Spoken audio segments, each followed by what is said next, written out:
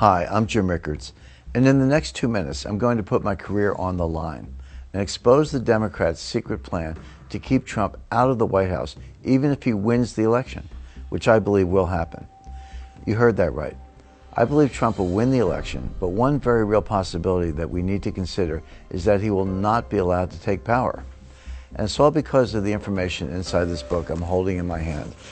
99% of Americans don't even know this book exists. It's published by the U.S. House of Representatives, and it contains intel that I believe will play a critical role in the coming election meltdown.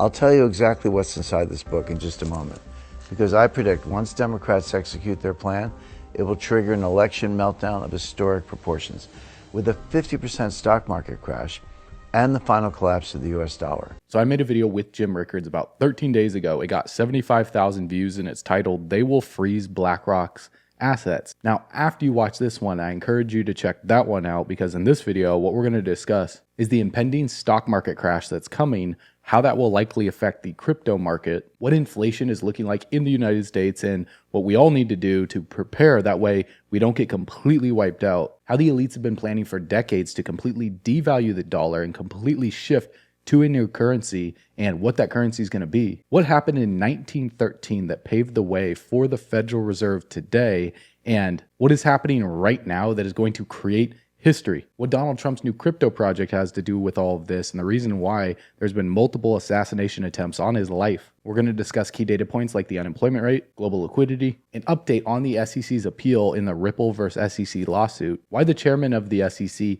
Jay Clayton, left office 1 day before the lawsuit was filed. Was there corrupt intentions at the SEC, and if so, what were they? And also, SEC announces the departure of their enforcement director, Gerber Gruhl, the exact same day that the SEC filed the appeal against Ripple. Let's talk about the XRP, the US dollar price chart, and compare that to silver. What Bitstamp has been posting that is a riddle that is cluing to what's about to happen in the skies here soon, that the Royal Observatory is tracking, and one altcoin that is absolutely exploding right now, and some top projects on that chain that you need to keep on your radar. So we have an absolute crazy week. Not only that, but a Category 5 hurricane is coming to Florida, where I live right now, and I'm making this video to bring value to you guys to help you become the first millionaire in your family tree. So if you're feeling bullish, comment 777.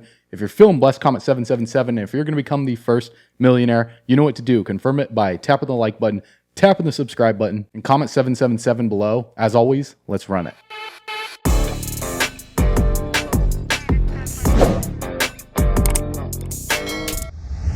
If my name sounds familiar to you, maybe you've seen me on TV, where I'm often invited to share my views on the economy and the markets. Or maybe you've read one of my best-selling books like Currency Wars or The Death of Money. I've worked at the highest levels of Wall Street and international finance for almost 50 years. I helped end the Iranian crisis for the Reagan administration. I helped the Nixon administration craft the petrodollar accord, which helped establish the US dollar as the world's reserve currency.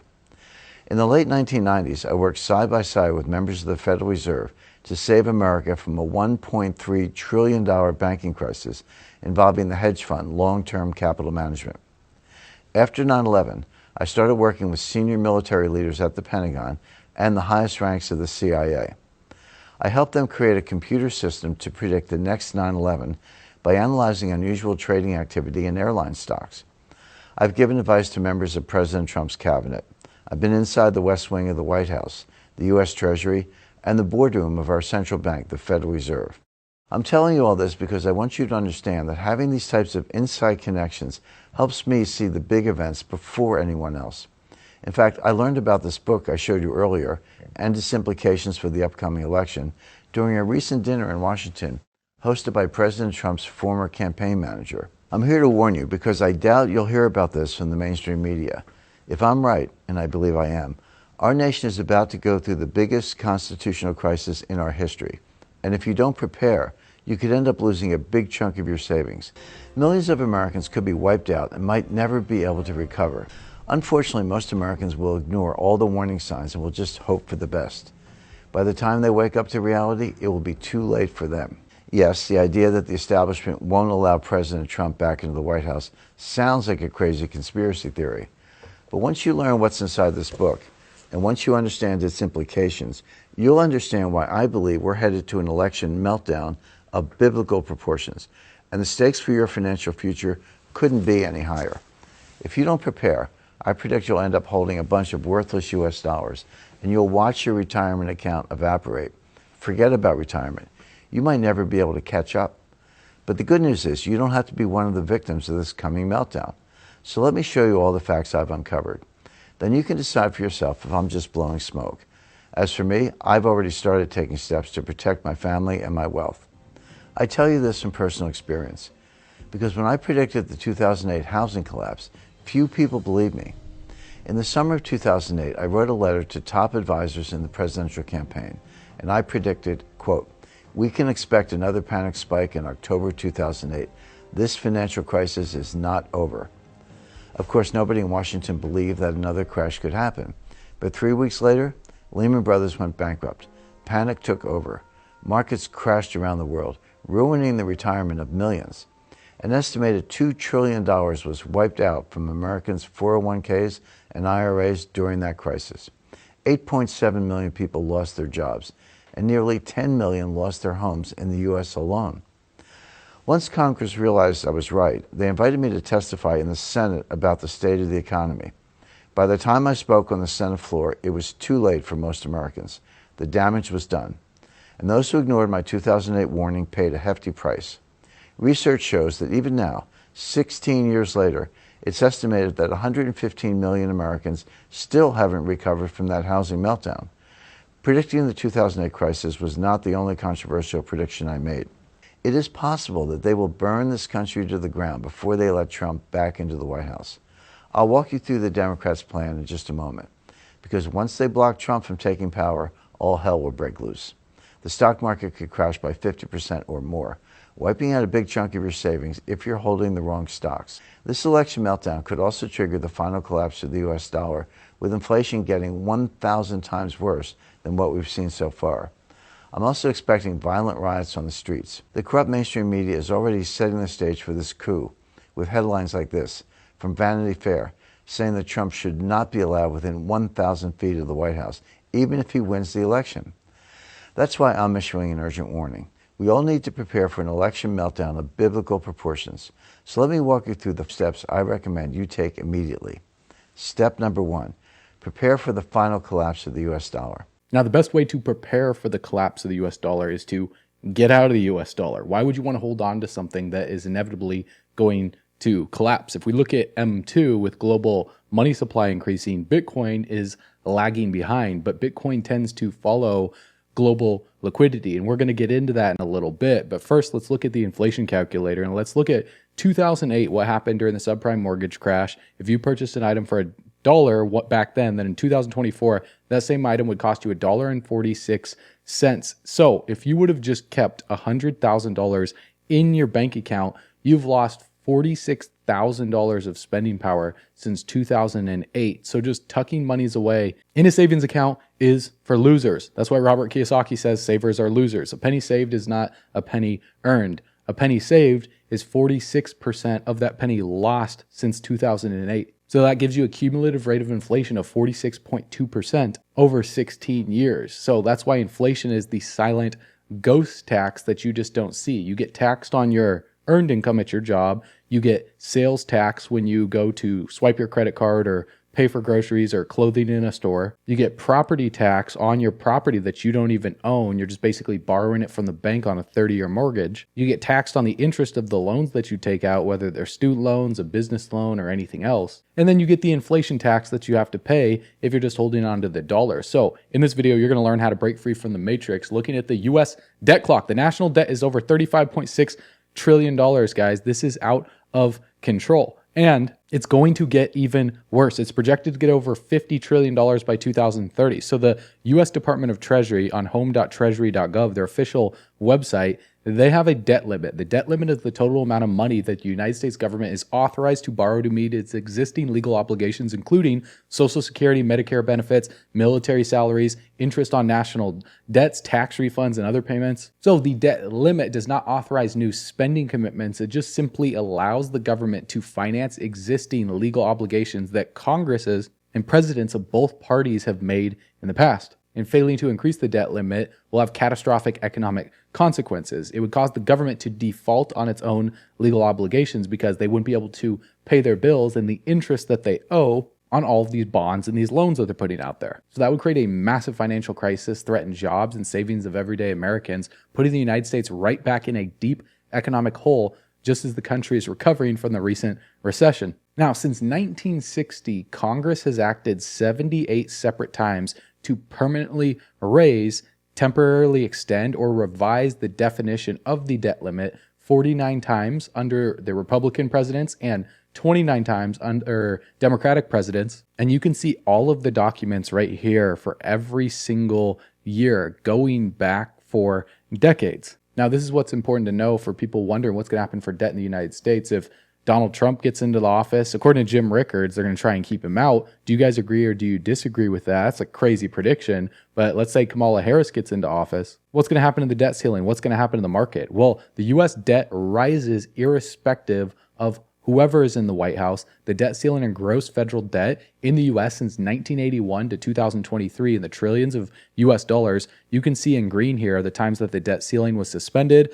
In purple here, extraordinary measures to exceed the debt ceiling. What happened in 2023 when Janet Yellen came out and urged Congress. In red, this is when Republicans were in office in years. And then blue is when Democrats were in office. And this is sourced from the Treasury Department. And as you can see, every single time that they hit the debt ceiling, they raised it. So this is why the U.S. debt clock is on a permanent freight train towards destruction and the U.S. dollar has to collapse. This is also why the U.S. debt clock on Twitter has been posting these secret windows here, showing you things like the USA Treasury dividend dollar right here with a silver eagle saying it's wealth preservation for the next millennium. And they show all of these pictures on the left and the right-hand side with gold, silver, oil. You have AI, agriculture, real estate, what looks like a star exploding or something going quantum. And a very key thing here to understand is right on the eagle's head is it brings your attention right here to the right side of the United States where it says 1913 with a red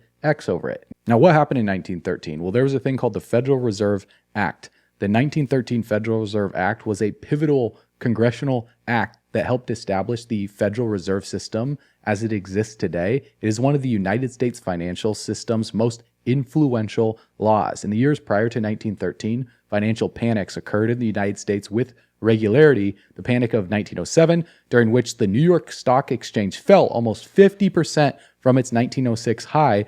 So many banks and companies went bankrupt. The country needed a currency reform that could provide a degree of financial stability that was signed into law by President Woodrow Wilson, which was the 1913 Federal Reserve Act, created the Federal Reserve System, also called the Fed. And the Fed is the central bank of the United States and manages the nation's monetary supply through manipulating the nation's money supply, interest rates. The Fed also established the 12 regional Federal Reserve banks. Each can print money to ensure economic stability. While the system is slightly changed in response to events like the Great Depression in the 1930s, today it still serves the purpose for which it was intended. The Fed uses policy to weather the volatility that comes with normal business and economic cycles. And they do this by adjusting interest rates in the United States. The main interest rate that they adjust is the effective federal funds rate. And over the past few years, since 2020 all the way until March of 2022, the Fed kept their funds rate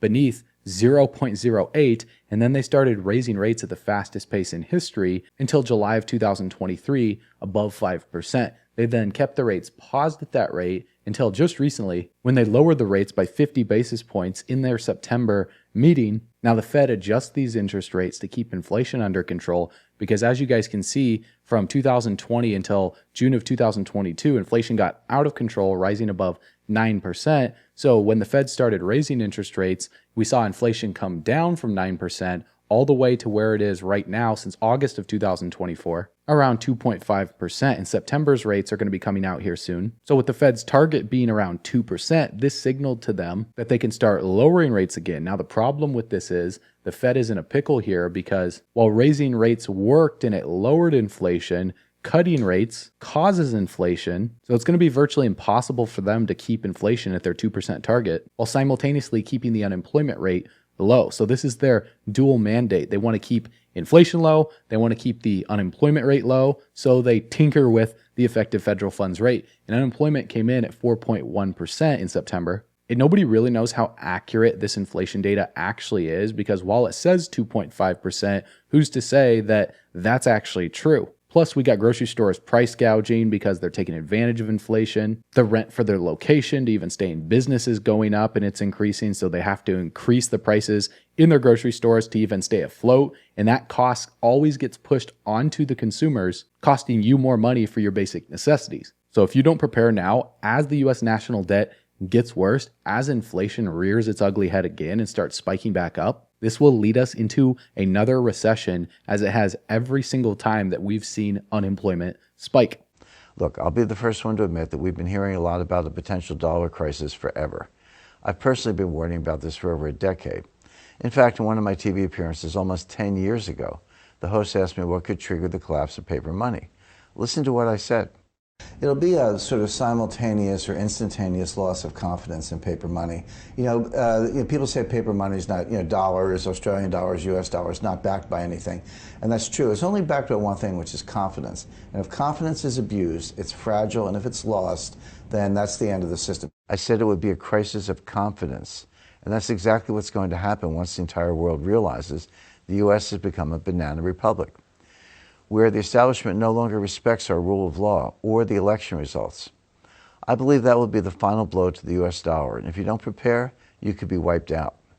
You see, for years our government has been printing money and getting more and more into debt. Take a look. For the first time ever, we now have more than $34 trillion in debt. That's bigger than the size of our entire economy, and we're not slowing down. In fact, this madness is accelerating. We're now adding $1 trillion to our debt every 100 days. Now, from 2008 to 2021, this out-of-control debt was not a big problem because interest rates were close to zero. So the interest we paid in that mountain of debt wasn't a big deal. But guess what has changed recently? The interest rate is not zero anymore. Rates have skyrocketed to the highest level in the last 2 decades at the fastest pace ever. It's now over 5%, and that's a huge problem for our government. Take a look at this. Interest expenses have skyrocketed because of these higher rates. Imagine if you had a $100,000 balance on your credit card, and every month you only made the minimum payment. Because you were paying close to 0% in interest, what do you think would happen to you if your credit card company jacked up your rate to 5% or higher virtually overnight? You'd be in big trouble. That's exactly what's happening with the US government now. This year we're set to spend more on interest than our entire defense budget. That's one reason why the Congressional Budget Office is projecting the gap between federal spending and federal income will explode in the coming years. The bottom line is the U.S. is broke, and the entire world knows it. That's why I'm not the only one ringing the alarm. Legendary investor Stanley Druckenmiller, who never had a down year in 30 years of managing money, said, "We're in deep trouble." Ray Dalio, the founder of the world's largest hedge fund, recently went on CNBC and said on live TV, "We're going to have a debt crisis in this country." The Chinese media is also predicting a catastrophe, and normally I wouldn't pay attention to the Chinese media, but China is one of the largest holders of U.S. treasuries. So here's what their media is saying. The U.S. is spending big, come rain or shine. The logical end to this madness is the collapse of the dollar and rampant inflation. What do you think is going to happen to the U.S. dollar when the Washington establishment blocks Trump from taking power? My prediction is the entire world will lose confidence in the U.S. dollar as a world reserve currency. Some stocks could crash by 50% or more, and here's why. After a huge rally triggered by excitement about artificial intelligence, stocks are very expensive. Many even believe the stock market is a massive bubble just waiting to pop. Look, there's no doubt about the fact that AI is an amazing technology that will change the world, just like the internet changed the world. But I believe some of these AI stocks are in bubbly territory, just like internet stocks were in a bubble in the late 1990s. Take a look at this. The Financial Times recently compared NVIDIA with Cisco. In the late 1990s, every single company that was adopting the internet needed routers and other equipment provided by Cisco. As a result, shares skyrocketed to unbelievable highs. This time, pretty much every single company that's adopting AI needs the chips provided by NVIDIA. So it's not a surprise that shares of NVIDIA have also skyrocketed to unbelievable highs. Now, as you can see in the chart, the higher shares go, the harder they fall once the bubble pops. And it's not just AI stocks. The entire market is expensive. As Torsten Slok, chief economist at Apollo Global Management, says, the top 10 companies in the S&P 500 today are more overvalued than the top 10 companies were during the tech bubble in the mid-1990s.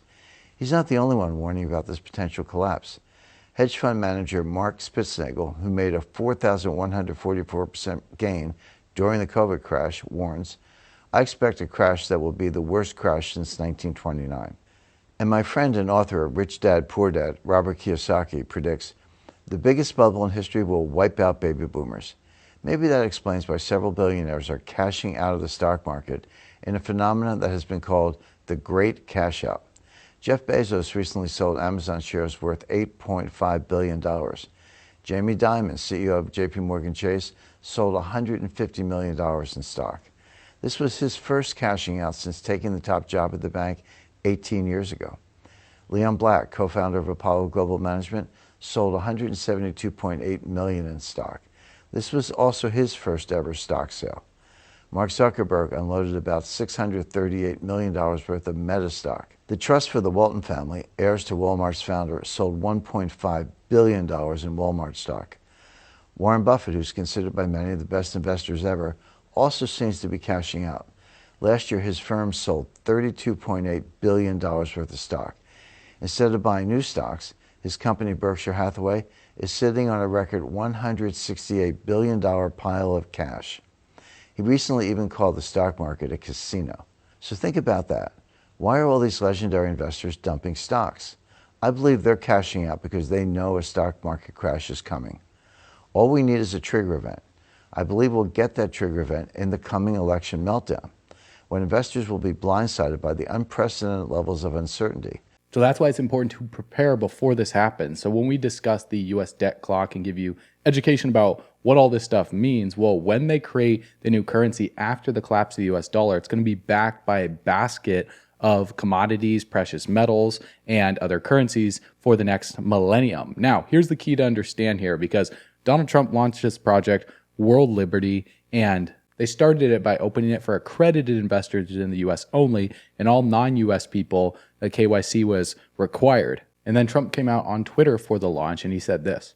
Join me live on Twitter Spaces at 8 p.m. this September 16th for the launch of World Liberty Financial. We're embracing the future with crypto and leaving the slow and outdated big banks behind. So the reason why there's been assassination attempts on his life is because he's a threat to the current system, whether it be finances, banking, whether it be through draining the swamp and prosecuting the illegal things that have been done by politicians that are Democrats. He's going against the system. He's going against the machine. So of course they're going to try and take him out. It's what they did to JFK, because he's planning on revealing information and disclosing lots of stuff that they've been covering up. So regardless of discussing conspiracy theories and all that stuff in this video, I just want to stick strictly to the facts. And here's the facts. If we compare the Dow Jones Industrial Average to Bitcoin, with Jim Rickards talking about a stock market crash, well, the stock market has broken out past its all-time high, and it's in this bullish channel forming higher highs and higher lows, whereas Bitcoin is in a bull flag. In a bull flag, you see lower highs and lower lows after following a massive bullish trend, which is basically the flagpole, and then this right here is the flag before a continuation pattern takes place and Bitcoin catches up with global liquidity and with the stock market. So in my opinion, there's actually still time in the crypto market to make money. I think we're going to see a melt up before we see a meltdown, because the crypto market is where the majority of financial institutions, venture capitalists, hedge funds are positioning themselves right now. BlackRock, that's why you saw BlackRock got their ETF approved. Why would BlackRock CEO Larry Fink be going all in with Bitcoin right now if there wasn't a plan to pump Bitcoin to new all-time highs? Guys, what happened on the 11th of March for Bitcoin to barely breach above the all-time high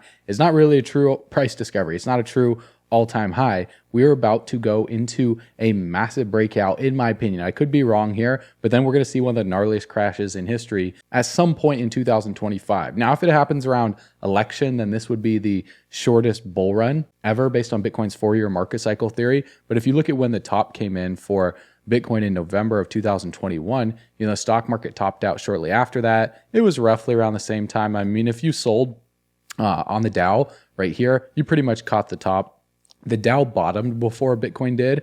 And when Bitcoin fell off of its shelf in early November to the bottom around 15,000, the Dow bounced and recovered by 20% and then just traded sideways. And then Bitcoin caught up on the 9th of January and then traded sideways with the Dow for like 200 plus days. So because we've been going, a little bit down / sideways for over 210 days, we are due for a breakout because the stock market is broken out and it's just been trending up. And if you position yourself properly in the right narratives that are going to run this cycle before we experience that blow off top and the breach back into price discovery for Bitcoin, then you can make a lot of money. Now for XRP holders, there's been like 5+ years of pain to experience 50+ years of freedom. This is why investing in XRP is not for the faint of heart. It's not for the people that want to get rich quick overnight. It's for the people that see the long-term vision of what's coming for the cryptocurrency. And first and foremost, it's for the people who understand why the SEC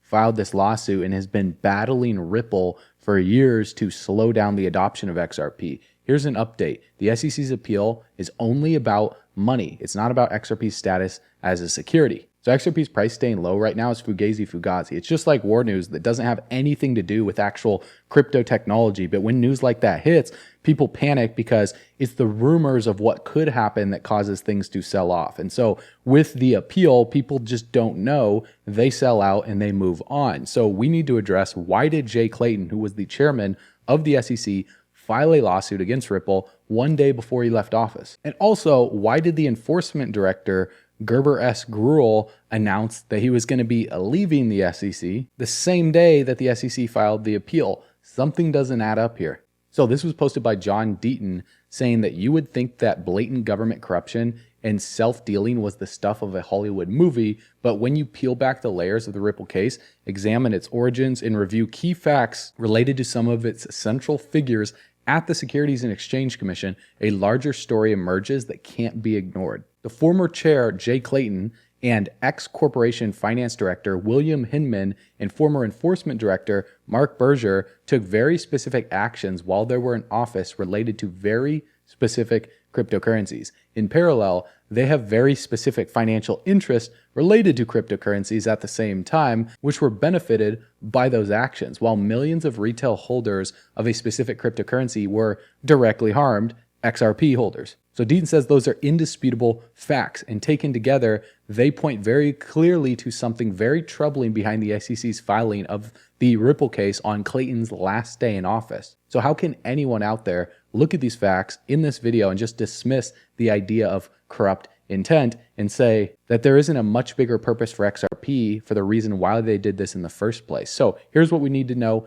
in detail. Before joining the SEC, we know that both Clayton and Hinman earned massive fees to support Chinese tech giant Alibaba Group to carry out its 2014 IPO on the New York Stock Exchange. Alibaba's Alipay is the largest digital mobile payments platform in the world, and its New York IPO set the stage for China's intended dominance in global digital payments. By 2016, Chinese-controlled Bitcoin miners had moved to control 65% of the Bitcoin network hash rate. Since Bitcoin is a proof-of-work cryptocurrency, this gives China control of its network. And on January 20th of 2017, Jay Clayton was nominated as chairman of the SEC under President Trump. Despite widespread concerns regarding Clayton's numerous conflicts of interest, he was ultimately confirmed and sworn in on May 4th of 2017. Now, a lot of people are going to have a heyday in the comments and say that, why would Trump swear in this guy and why would I vote for Trump? Well, in his first year, Trump didn't know who to trust and who to have in his cabinet because there's a lot of snakes out there.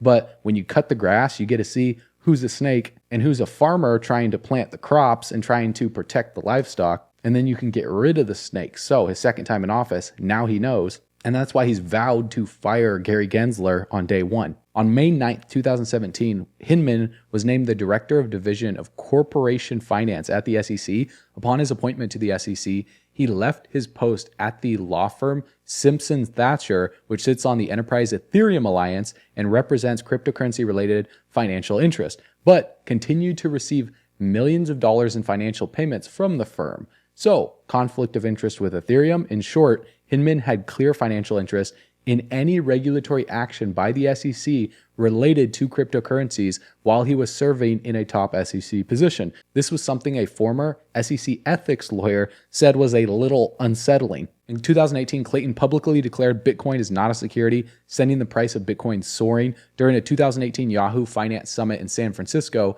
Hinman declared that the Ethereum token is not a security. The price of Ethereum skyrocketed. 2019, Simpson Thacher led Chinese-based crypto mining company Canaan to their IPO, and they provided the technology used for Bitcoin mining and is publicly bullish on Bitcoin. And he was still at the SEC when this happened and still collecting a check from Simpson Thacher.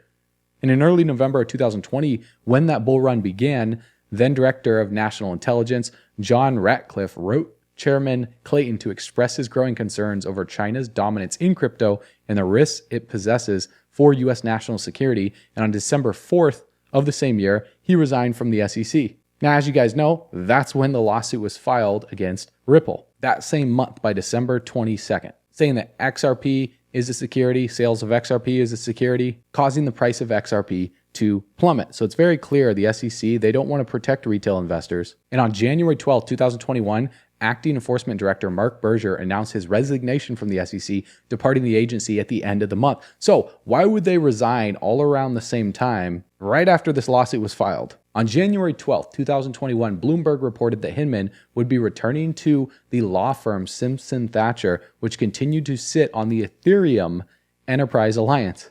Government documents indicate that Hinman received over $15 million in payments from Simpson Thacher over the 4 years he served at the SEC from 2017 to 2020. And as of March 2021, the People's Bank of China had edged closer to the full-scale launch of their digital yuan, releasing millions of dollars of the digital currency in trials. And on March 29, 2021, Bloomberg reported that Clayton had accepted a position at One River Asset Management, a digital asset hedge fund focused exclusively on Bitcoin and Ethereum. Now, in its case against Ripple, the SEC attorneys have been fighting tooth and nail not to adhere to the One River Asset Management subpoena, more than likely in an attempt to keep potentially incriminating evidence about Clayton's compensation from coming to light. And so this has led XRP's price to be suppressed for so long. Now, does that mean that XRP in and of itself is a bad cryptocurrency? Well, you guys let me know your thoughts. Or does that mean that the SEC had ulterior motives through financial payments to purposefully suppress XRP from competitors like Ethereum? I'll let you guys make up your own mind on that because I don't have to insult your intelligence here. But what I will do is compare XRP to another suppressed commodity that just recently broke out from a decade plus descending resistance, and that's silver. If we see these two charts lined up side by side, we can see from 2008 until 2011, silver broke out all the way upwards of $50 and then went into a multi-year bear market and downtrend. And this is very similar to the psychology of a market cycle when we see this complacency stage, the anxiety, denial, panic, capitulation, anger, and then depression all the way down here. And then we go into this disbelief rally, and then we start to break into hope. So I think silver is going to be one of the best investments over the next decade as we see the collapse of the US dollar alongside gold. Gold will actually perform the best. So I did accumulate a lot of silver. I did accumulate a lot of gold over the past few years. And now silver's sitting at $31. And so I think XRP's chart is going to model similar to what's happened with silver. We saw this breakout right here. We saw it come back down to backtest the descending resistance. And I think silver is going to start a macro market uptrend over the next decade. So you can't go wrong by accumulating some silver. Now, also, we can see what happened from 2020 to 2021 for XRP. We saw this uptrend. You also saw when this lawsuit was filed. So during a bull market, there's still volatility, right? XRP still rallied over 16x from the COVID lows during that bull run. And then when we saw the bear market kick in, we saw complacency, anxiety, denial, panic, capitulation, anger, and then depression. And then we started working our way on out from the bear market low, but we are still in this symmetrical triangle, very similar to where we were for 2023 to 2024 for silver, while it consolidated close to the apex of the symmetrical triangle. Now, during the recovery stage from the bear market bottom, we saw XRP come back up to backtest this like 53-cent range, which acted as support back here in January of 2022. It also struggled to break above it on the 29th of March. on June. And then we got the news that XRP is not a security, broke all the way upwards of nearly $1, came back down to backtest it as support. And so we saw the same thing happen for silver. You know, silver bottomed out around $13, came up to this resistance right here. It wasn't exact to the T, because as you can see, like this support back in July of 2013 was like $18. It was roughly within this range, but the similarities here are uncanny because once it broke this resistance, it flipped it as support. And then as you can see at the top of the screen, it came back down below it to backtest this ascending support and then bounce back above it to this descending resistance. Same thing for XRP. It broke below the support all the way down here to this ascending support and then broke back above it to this descending resistance that it's consolidating at right now. So I believe that when Bitcoin breaks into price discovery, we're going to see XRP lag behind for a little bit. But as that rotation takes place into altcoins, eventually XRP is going to see a breakout. And when we see regulation come towards the end of this year for stablecoins, Ripple's RLUSD is going to come into play. Coinbase is going to delist Tether, and then more liquidity is going to be flowing into XRP, in my opinion. Now, in the meantime, I'm also diversifying into other projects that I believe are going to absorb a large chunk of the liquidity that's going to flow into crypto as we get into the euphoria stage. And I made a video 22 hours ago, and I already pointed out some of those projects that are up like 2 or 3x. Only 4,900 people watched that video. I guess people just want to hear about XRP. But when I put out a video with projects that are like 2xing or 3xing, not many people watch that. So if you guys want to see that video, definitely check that out. It talks about the Sui blockchain. I think Sui just passed $2. We posted it around $1.17 in our Telegram group. You can get access to our Telegram group below. There's about 12,000 people in that group. Now, check this out. This is pretty interesting. Bitstamp posted this saying, I know exactly what this is with this green laser going up into space. And we can see Not Financial Advice posted the Royal Observatory's Meridian laser coming out from the prime meridian of the world right here over in Greenwich. Now, the amount of double speaking symbolism and cryptic posts of all of these crypto exchanges and media outlets that has happened in the past few months is very telling of what is going to happen in the future. And so I posted a video on Twitter. You guys can follow us at Bullrunners HQ. That link will be in the description below as well too,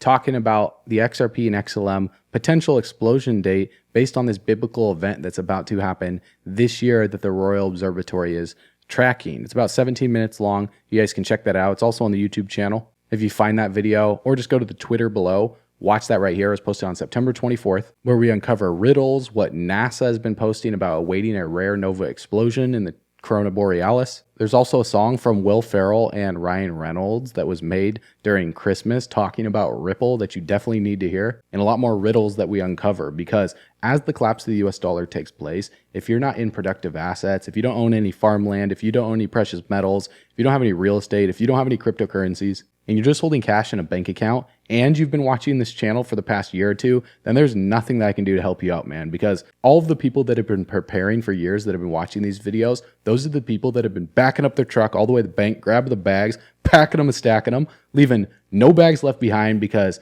we believe that the spending power of the dollar is just going to keep going down in value, and that's a fact based on inflation, blockchain technology, distributed ledger technology. Cryptocurrencies have been going up in value over time. That's the truth, and together we're all going camping on the beaches of the moon. I'll see you guys in the next video. I will see you on bullrunners.com. If you're ready to become a crypto millionaire this bull run cycle and take your knowledge in your portfolio to the next level, then you can join our early bird list for exclusive altcoin picks, market analysis on top projects, and early access to our crypto education platform. When it's released, you don't need any previous crypto trading experience. Just click the link on the page. It says yes to reserve my spot on the list. Put in your best email address. You'll be instantly subscribed to our daily video newsletter. You'll reserve your spot on the list, and we will notify you first. So I appreciate you guys for watching this video. I will see you on the next one. I will see you on bullrunners.com. As always, you know what to do. Stay bullish.